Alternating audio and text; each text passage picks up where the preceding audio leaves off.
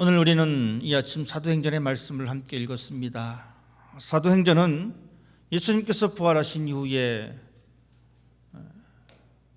또한 승천하신 이후에 성령이 그들 가운데에 내려왔고, 그러므로 인해서 초대교회가 형성되어졌고, 또한 복음이 이스라엘을 넘어서 이방으로 전파되는 과정을 기록해 주고 있습니다. 우리가 알다시피 이 사도행전은 누가복음을 기록한 사람과 동일한 인물로 우리는 알고 있습니다. 예수님께서 부활하신 이후에 40일 동안 제자들과 함께 계셨으며, 부활하신 이후에 40일 동안 제자들과 함께 있으면서 하나님의 나라의 일을 선포하시다가 승천하셨습니다. 예수님께서는 이렇게 말씀하셨습니다. 예루살렘을 떠나지 말고 성령을 기다리라고 말씀하셨으며, 제자들은 부활하신 예수님에게 이스라엘의 회복에 관한 그 기대, 또한 그것이 회복되어진 그 시간들에 대하여 많은 궁금증을 가지고 있었습니다. 제자들은 이렇게 생각했습니다. 성령이 임하시면 마침내 이스라엘이 회복될 것이다. 이러한 생각을 가질 수밖에 없었던 것은 그들은 구약 성경을 통하여 요엘서에 기록되어진 말씀에 근거해서 마지막에 하나님이 새 영을 부어주실 것이다.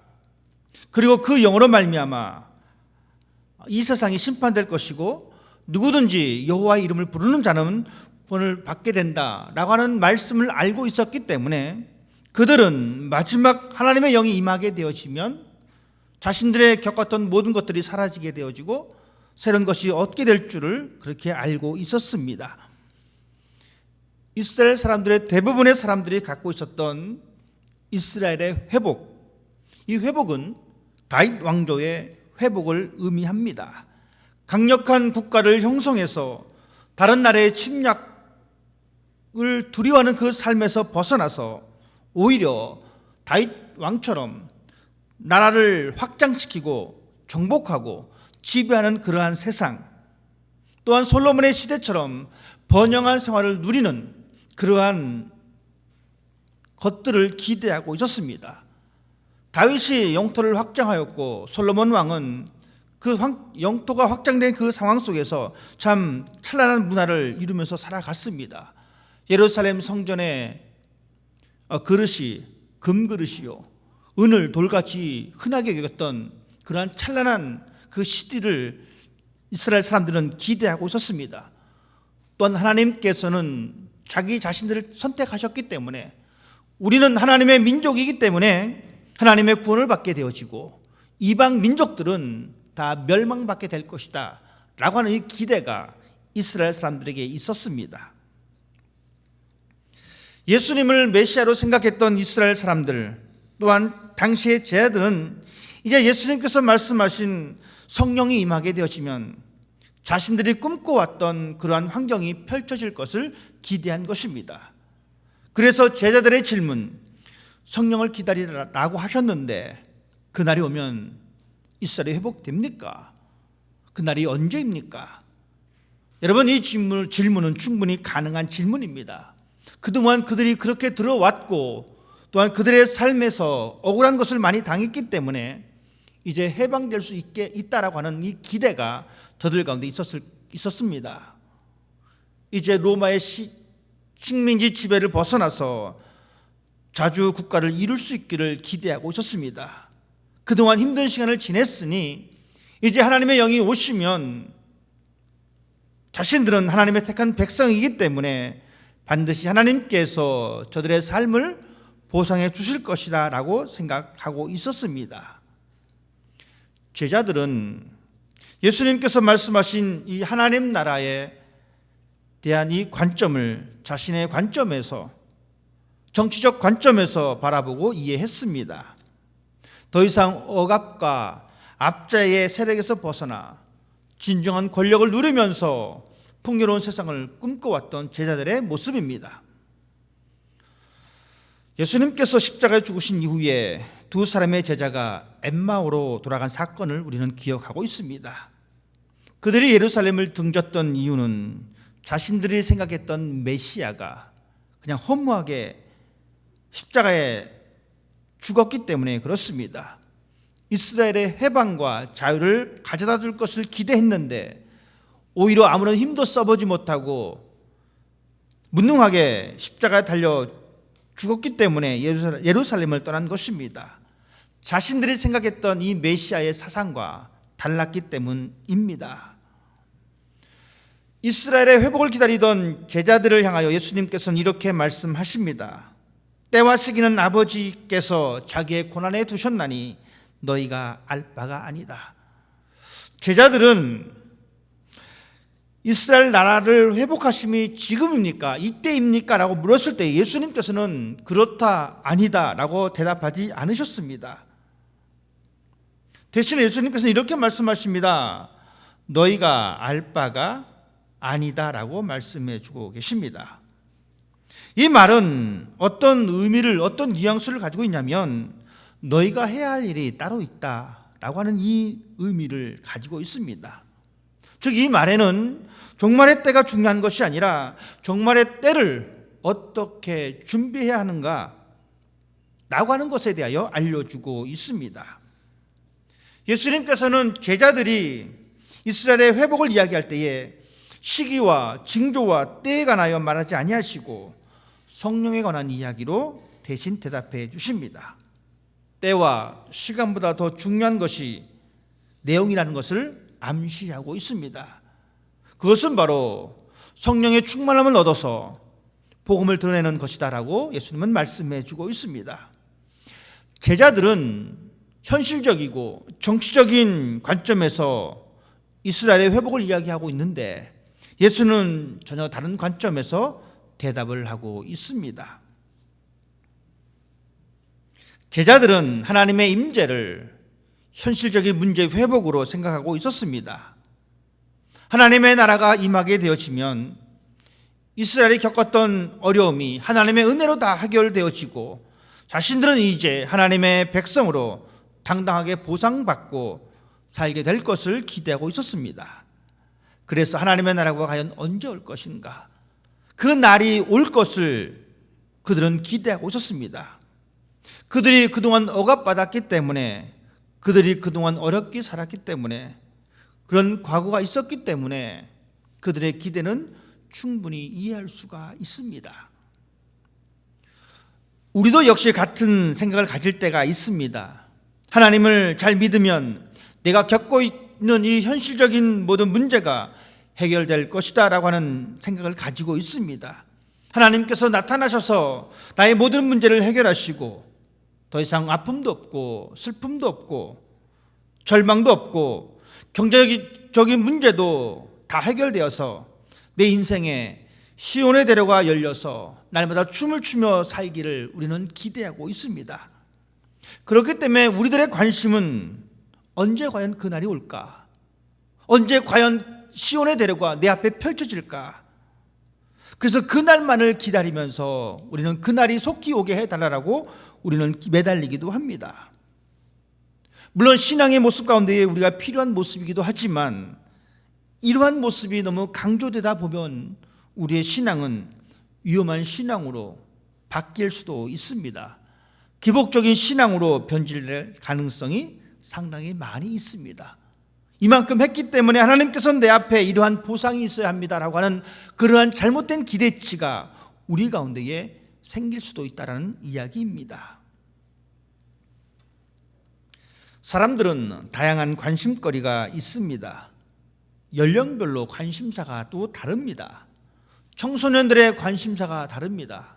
청년들의 관심사가 다르고 40, 50대 가장의 관심사가 다 다릅니다. 그리고 시대마다 또한 관심사가 또 다릅니다. 먹고 살기 힘들었던 그때 그 시절에는 먹고 사는 문제가 최대의 관심사였습니다. 어떻게 하면 오늘 세 끼를 다 먹을 수 있을까? 그러다가 시대가 변해서 점점 많은 사람들이 이제 먹고 사는 문제에 관심을 좀 덜 두게 되었습니다. 이제의 관심은 내가 어떻게 하면 잘 살 수 있을까? 똑같이 세 끼를 밥을 먹어도 어떻게 하면 더 건강하게 먹을 수 있을까? 이렇게 관심사가 바뀌었습니다. 어떤 사람은 정치에 관심이 있고 어떤 사람은 정치에 관심이 없습니다. 어떤 사람은 경제에 관심이 있고 어떤 사람은 경제에 또한 관심이 없습니다. 또한 어떤 사람은 복지와 인권에 관심이 많은 사람들이 있습니다. 요즘 관심은 뭐니 해도 코로나입니다. 이 바이러스로 인해서 전 세계 사람들이 힘든 시간을 보내고 있습니다. 그래서 대화 중에 이 코로나에 관한 이야기가 빠질 수가 없습니다. 언제쯤 우리가 편안하게 만나고 모일 수 있을까? 언제쯤 백신이 개발될 수 있을까? 언제쯤 현장 예배가 다시 오픈해서 우리 모두가 함께 예배드릴 수 있을까? 마찬가지로 제자들의 관심은 역시나 이스라엘의 회복이었습니다. 그것도 언제쯤 이룰 수 있을까? 이렇게 오랜 시간 동안 식민지 지배 속에 살고 있는 우리 민족이 언제나 해방될 수 있을까? 언제나 이 지긋지긋한 상황에서 벗어날 수 있을까 하는 그것이었습니다.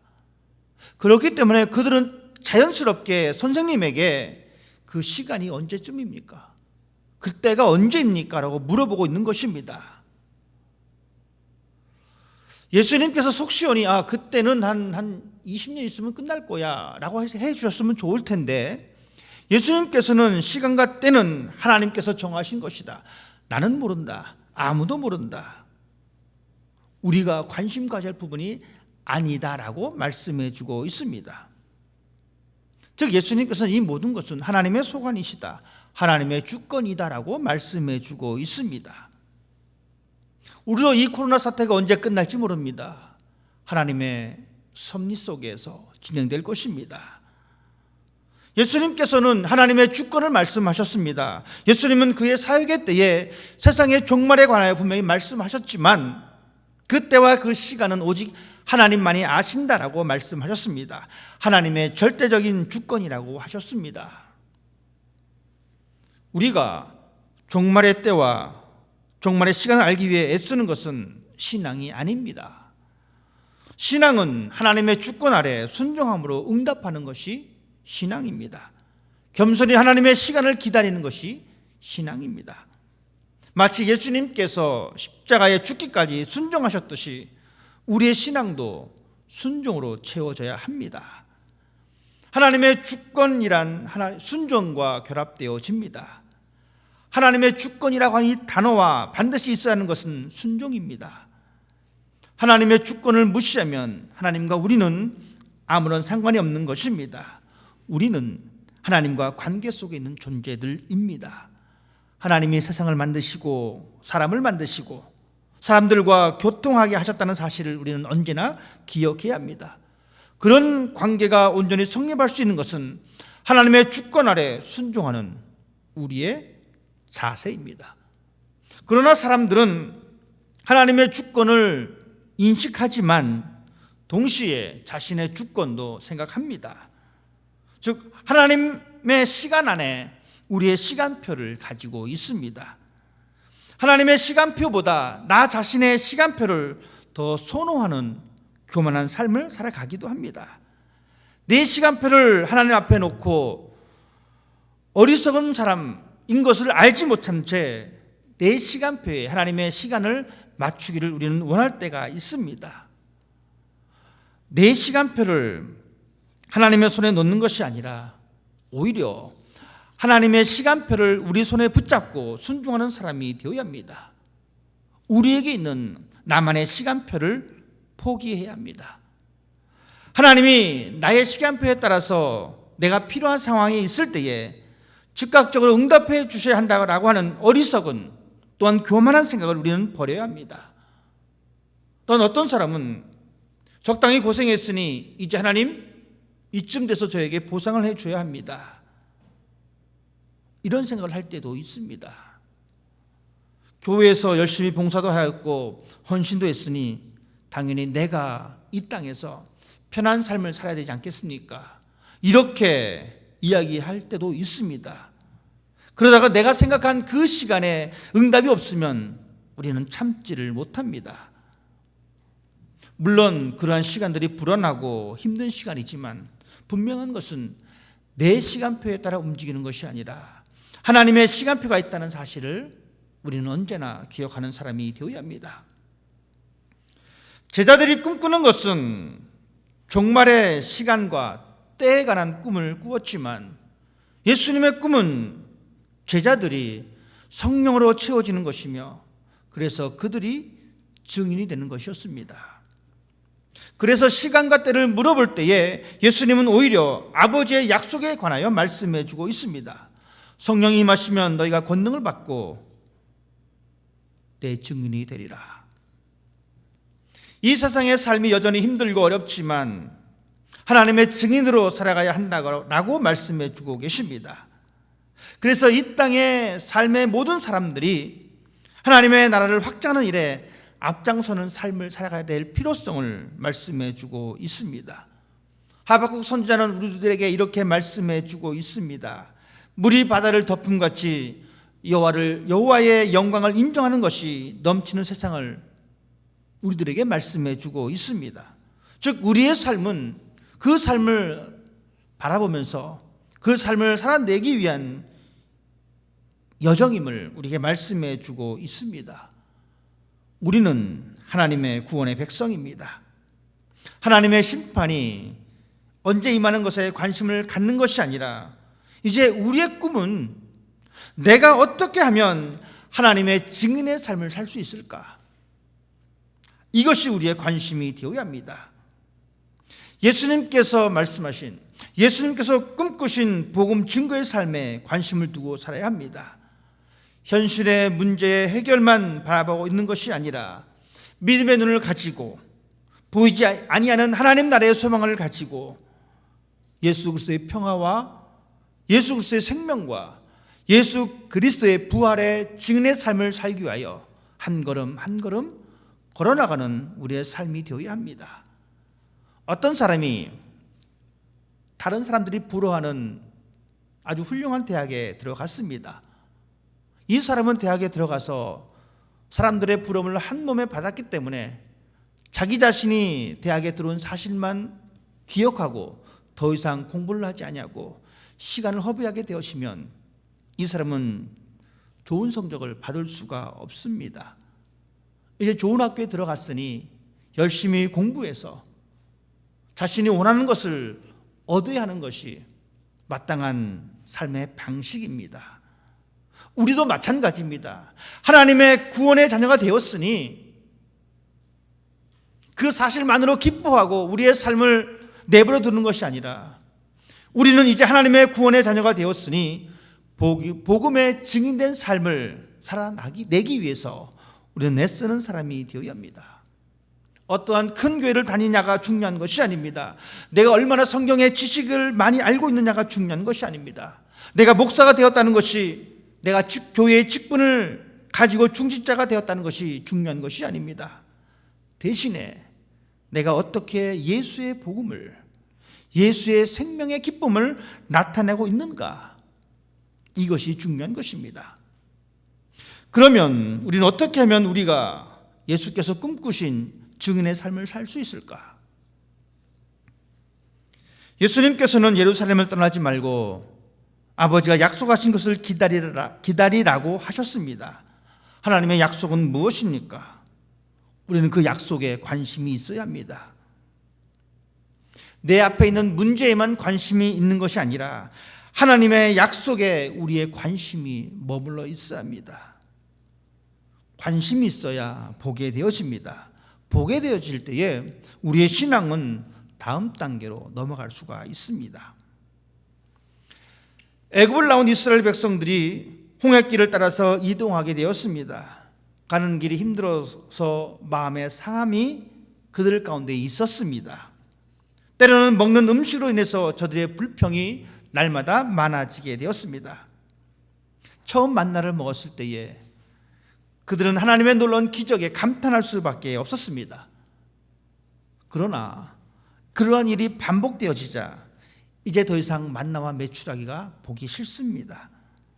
너무 익숙한 생활에 감사가 사라지게 되어지고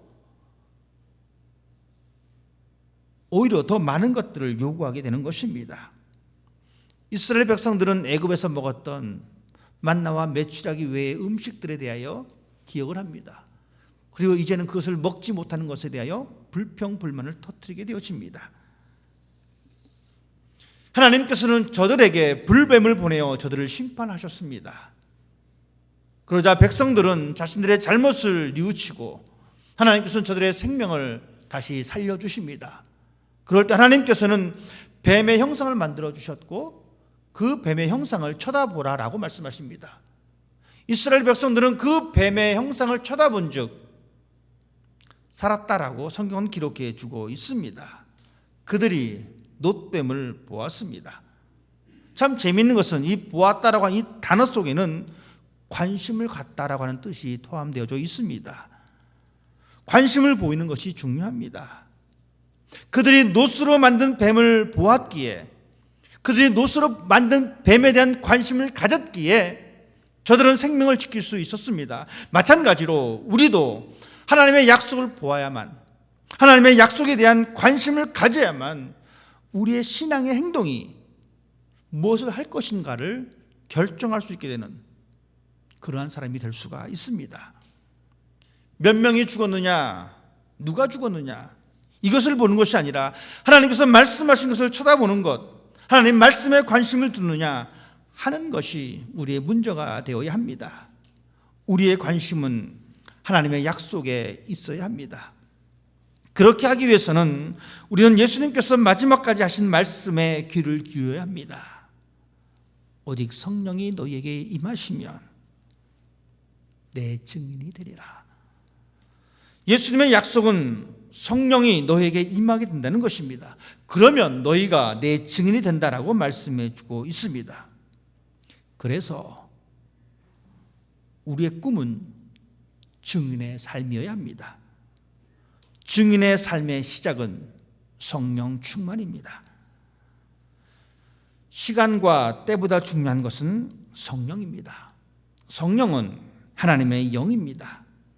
성령이 임하게 되어지면 어떤 일이 벌어집니까? 성경에 보면 성령이 임하게 되어지면 귀신을 쫓아내고 병을 고치는 능력을 갖게 되었다라고 기록해 주고 있습니다. 성령이 임하시면 방언하는 일들이 벌어졌다라고 말씀해 주고 있습니다. 그러나 이것이 전부가 아닙니다. 요즘에야 병원에서 병을 고치기도 합니다. 요즘에야 어떤 학원 같은 것을 통해서 방언을 배울 수도 있습니다. 성령은 단순히 이것만을 이야기하는 것이 아닙니다. 성령은 하나님의 인격입니다. 성령은 예수 그리스도의 부활의 생명이십니다. 우리는 성령을 통하여 하나님에 대하여 귀가 열리고 눈이 열리는 것입니다. 하나님의 인격은 치유와 방언보다 더 위대한 것입니다. 바울이 우리가 알기로 병 낫기를 위해서 기도한 사람입니다. 바울은 이 병 낫기가 성령의 위대한 사역이라면 그 기도를 멈추지 않았을 것입니다. 하지만 바울은 그 기도를 멈춥니다. 왜냐하면 성령으로 말미암아 일어나는 치유의 능력보다는 그는 하나님의 인격, 예수 그리스도의 인격, 하나님의 생명, 예수 그리스도의 생명이 더 아름다운 것이며 소중한 것임을 알았기 때문에 그렇습니다. 그래서 바울은 이렇게 고백합니다. 내가 그리스도와 함께 십자가에 못 박혔나니 이제 내가 사는 것이 아니요 내 안에 그리스도께서 사신 것이라. 성령은 예수의 부활에 대한 믿음이며 마지막 날의 심판과 영생에 대한 확신입니다. 성령이 임하시면 권능이 있습니다. 이 권능으로 말미암아 우리는 하나님의 귀한 일들을 감당하게 되어집니다. 성령은 하나님의 인격으로부터 오는 힘이 있습니다. 예수는 이 힘을 가지고 귀신을 내어 쫓았습니다. 예수는 이 힘을 가지고 십자가의 길을 순종함으로 걸어가셨습니다. 우리 안에 이러한 힘이 있기를 원합니다. 하나님의 인격으로 채워지는 권능, 우리 안에 채워지는 예수의 인격이 여러분의 삶 가운데 있기를 바랍니다. 이것은 마치 시소와 같습니다. 나와 상대방이 시소를 탑니다. 여러분, 시소를 탈 때 몸무게가 무거운 사람 쪽으로 기웁니다. 당연히 밑으로 내려앉게 되어집니다. 대신에 몸이 가벼운 사람은 위로 올라갈 수밖에 없습니다. 이것이 바로 시소입니다. 우리가 예수님과 더불어 시소를 탄다라고 여러분 한번 생각해 보십시다. 그러면서 성령의 관계에 대해서 함께 생각해 보십시오. 성령이 우리 안에 임하시면 우리 안에 힘이 생깁니다. 그러면 우리는 힘 있는 존재가 되어집니다. 즉 내 몸무게가 늘어난다라고 생각해 보십시오. 그리고 시소를 탑니다. 그러면 나는 가라앉습니다. 상대방은 올라갑니다. 성령의 힘이 내 안에 있을 때에, 우리가 예수님과 더불어 시소를 탄다라고 했었을 때에 우리가 내려가면 예수님은 올라갑니다. 내가 겸손해지면 예수님은 높임을 받으십니다. 반대로 내가 성령으로 채워지지 않으면, 나에게 힘이 없으면 내가 올라가게 되어집니다. 내가 교만한 사람으로 서게 되어집니다. 예수는 가리워지고 내가 드러납니다. 교만한 모습입니다. 성령이 임하시면 우리의 삶은 하나님의 인격으로, 예수님의 인격으로 채워지는 것입니다. 그리고 그 사람이 증인의 삶을 살아낼 수가 있습니다. 성령의 능력이 없으면, 성령의 힘이 없으면, 성령으로 채워지지 아니하면 우리는 결코 증인의 삶을 살아낼 수가 없습니다. 단순히 성경적 지식, 교회의 어떤 생활되어진 어떤 패턴들, 이런 모든 것들은 한계를 드러낼 수밖에 없습니다. 증인은 자신의 고백에 책임을 지는 사람입니다. 주여 주여 하는 자마다 천국에 들어가는 것이 아니다라고 주님은 말씀하십니다. 즉 우리가 고백하는 주님에 대한 이 고백에 대한 책임을 우리는 감당하고 하나님의 주권을 인정하고 순종하는 삶을 살아갈 때에 비로소 하나님 나라에 합당한 증인된 삶을 살아갈 수가 있습니다. 그 책임을 드러낼 수 있는 사람은 오직 성령의 경험이 있는 사람들입니다. 그래서 성령은 반드시 체험되어야만 합니다. 반드시 우리의 인생에 예수의 인격으로 채워져야 합니다. 우리가 꿈꾸는 것은, 내가 꿈꿔야 할 것은 내 안에 성령으로 채워지는 것, 내 안에 예수의 인격으로 채워지는 것, 이것이 바로 예수님께서 우리를 향한 꿈이었습니다. 우리는 이렇게 꿈을 꾸었으면 좋겠습니다. 하나님, 내 안에 하나님의 인격으로 체험을 받기를 원합니다. 예수님의 인격으로 채워지기를 원합니다. 그래서 증인된 삶을 살게 해 주옵소서. 나의 현실의 문제들이 해결되어서 평안한 삶이 보장되어지며 다른 사람의 부러움의 대상으로 살아가는 것이 아니라, 때로는 나의 현실의 문제가 나를 힘들게 한다 할지라도 내 안에 하나님의 인격으로, 내 안에 예수의 인격으로 채워져서 내가 경험한 하나님, 내가 바라본 예수 그리스도의 생명의 기쁨을 나타내는 사람이 되게 해주십시오. 그리하여 순종의 자리에 부활하신 예수 그리스도의 생명의 소식을 전하는 사람이 되게 해주십시오. 우리는 이러한 것을 꿈꾸는 사람이 되어야 합니다. 오직 성령이 너에게 임하시면 우리의 꿈은, 우리 교회의 꿈은, 하나님의 자녀들의 꿈은 하나님의 인격으로 채워지는 것입니다. 그래서 온전히 증인의 삶을 살아내는 것입니다. 그 꿈을 향하여 여러분 한 걸음 나아가십시다. 예수님의 꿈이 여러분의 꿈이 되기를 원합니다. 우리 주님 우리 앞에서 기다리고 계십니다. 기도하겠습니다.